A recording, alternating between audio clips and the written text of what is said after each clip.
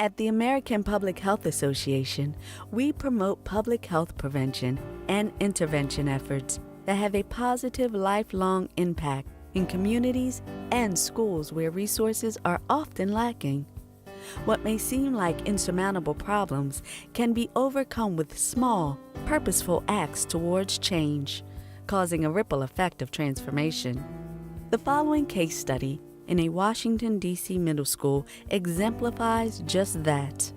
One idea, implemented by a science teacher, had a lasting impact on students, faculty, and an entire school. So the young people that we work with, in the schools that we work with, young people are faced with all kinds of challenges on a daily basis. They may be homeless, they're dealing with issues of domestic violence, community violence. Some of them may not have food to eat on a regular basis. When they go home today, they don't know if they're going to have dinner.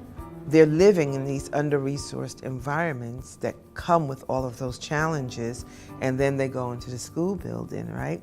They don't leave those issues at the door. They take those issues into the school building and ultimately into the classroom.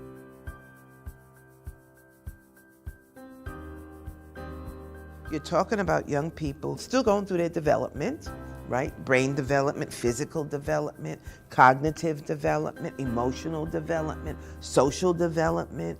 They're going through all of that.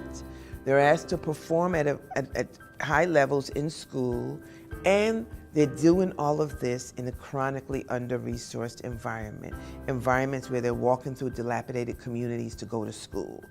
The neighborhood that they're coming into, it may not be their neighborhood. So for some of my kids, the neighborhood kids were rivals, so to speak. This group from this housing community, which is right down the street from another group in this housing community, have a conflict, and those kids might be in my class. Like some days you couldn't be dismissed because there's fights going on after school. So we had to wait like 30 minutes or so till the police come and clear the whole scene. I've been robbed a few times. There's been a few incidents when people got into fights after school with neighborhood people. It's like a lot of crazy stuff. How do I get them to see that that conflict does not have to exist in the classroom? That when you come into the classroom, it could actually be a safe space where we learn and we work together.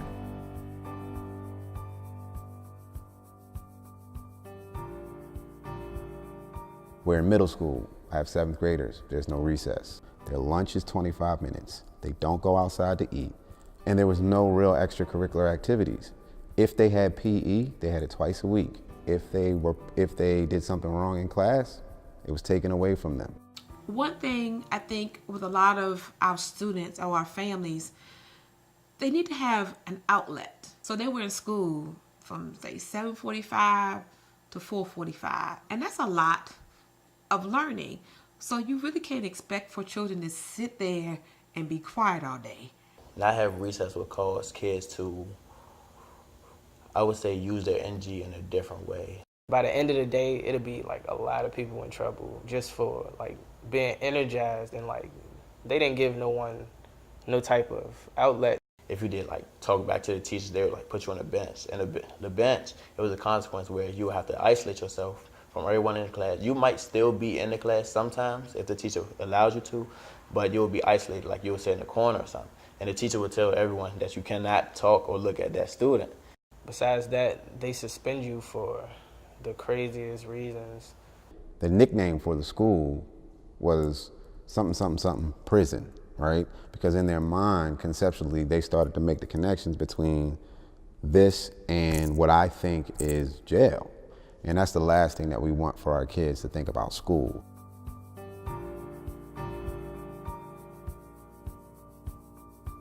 Seeing that dynamic in the classroom and seeing students that I felt needed to be motivated in a different way, I had to look at myself and say, okay, what can I do to address this need in particular?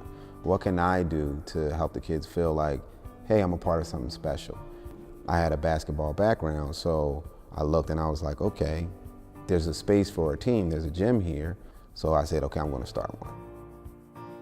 I was happy to sign up and volunteer because of the role that basketball had played in my life and how important it was to me when I was in school.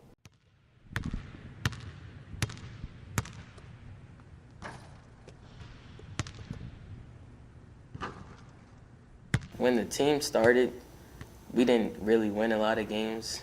Sometimes we would struggle even getting points on the board. It's like every boy in the school wanted to play. But like, it's like we just needed something like exciting to do. Because after like school, you would just go home. But now that we had basketball, it just made our days even brighter. The students were very excited about basketball, but didn't realize that there was a huge component that was academic. We have the GPA requirement, and then we felt responsible as coaches and teachers who were helping with the program. We felt responsible for helping the kids to actually manage and meet the academic requirements. And so we would do study halls before practice.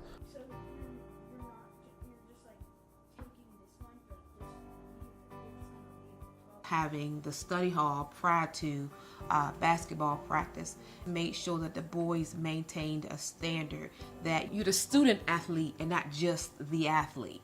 It was focused mostly like on grades because you had to have a certain GPA to play. You couldn't act a fool in class, otherwise you couldn't play.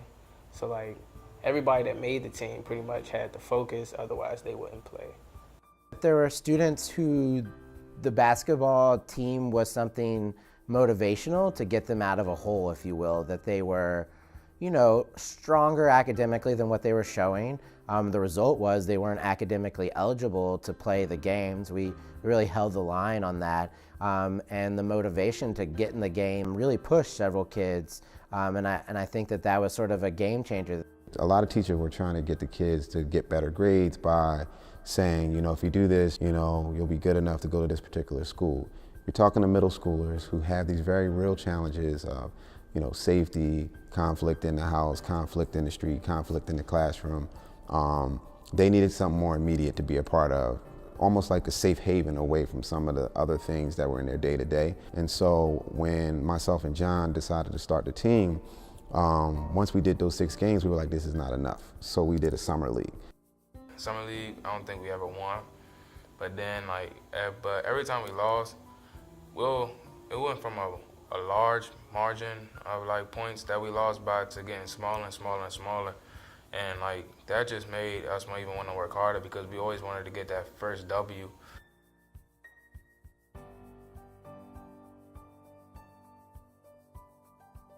Now I have children coming up to me in the hallway, Mr. Fluellen, can you look at my GPA? Can you look at my grades?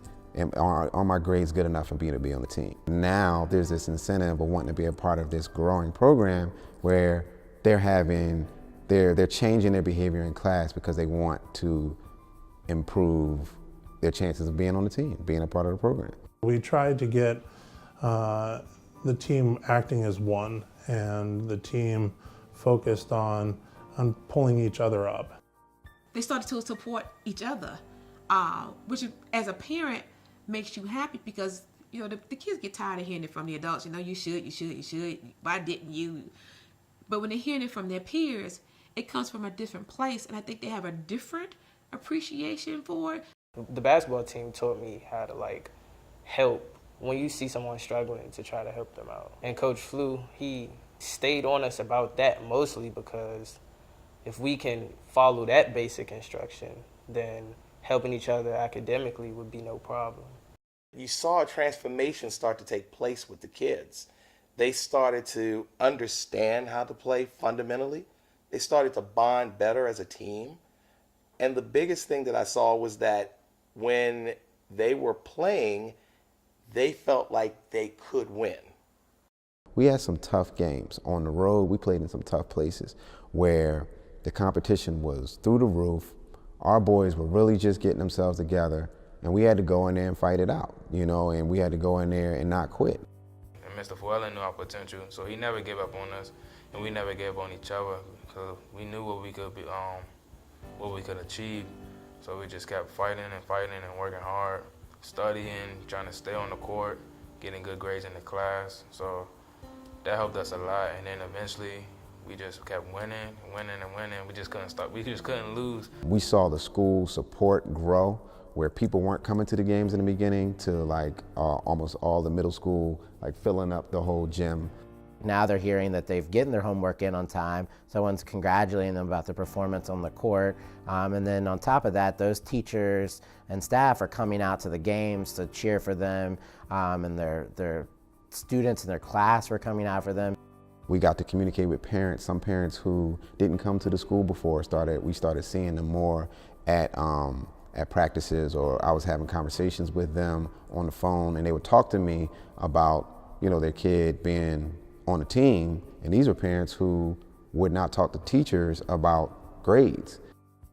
We would go on road trips, road games, and you know, the team would ride out together on the bus, and we would have 100% parent participation on road games.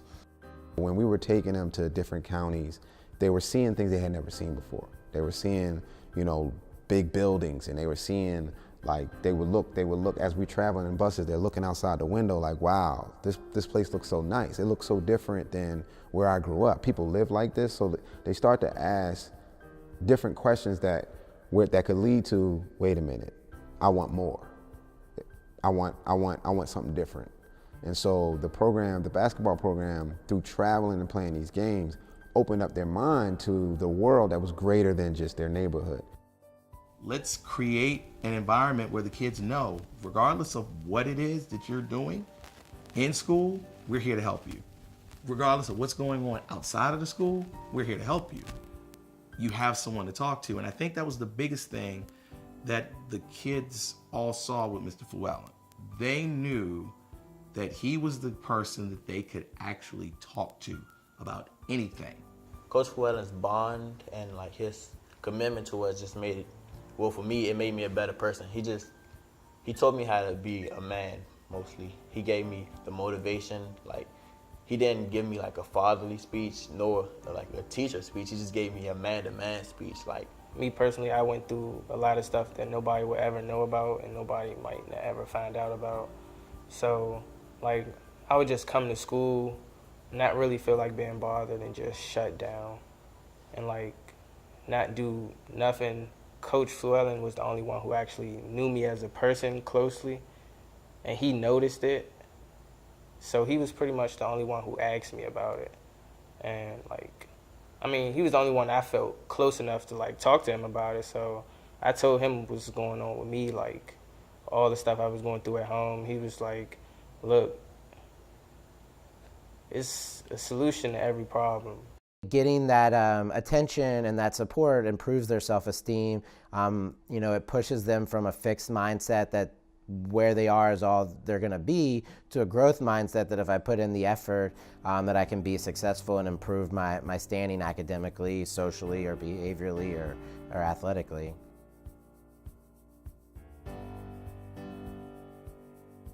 I'm a public health professional, and the way I got into public health was when I was working on my bachelor's degree, when I had an opportunity to realize the power of prevention, and that if you educate and give people an opportunity, that we can prevent many of the illnesses and diseases that we see. When I see our young people dropping out of school and derailing their ability to be successful adults, that's what compelled me to look at it closer. And when I realized that the data supports the fact that if we can get young people to graduate from high school, just graduate from high school, we can make a substantial difference in their life trajectory going forward. So it forced me to think about, why do they not graduate from high school, start to peel away the layers of the onion and find out what some of the challenges are. And all of them are preventable. And adults, we're the most influential people, particularly those in schools, the second most influential adults in a young person's life are the people in that school building, second only to their parents. At this point, you know, there's some students that have graduated from high school, did well, and now they're entering their first year of college. Talked to a few of them. They're very excited about the colleges that they've selected, and they're on their way. They still talk about the program, the impact that it had on them, the outlet that it gave them, the good times that we had together. And so the families, there's a couple families in particular that They just consider me like a lifelong mentor to their sons, you know, which is an honor. I will be leaving soon to go to Shepherd University in West Virginia for college. My majors are engineering and sports management. I'm going to college and I'm majoring in business management and I minor in computer science. If we can only empower school personnel to understand what young people are going through, they're not all equally resourced. They do not have the coping skills. If we can help them appreciate that and understand how they can help them be successful, we can make a difference in the next generation.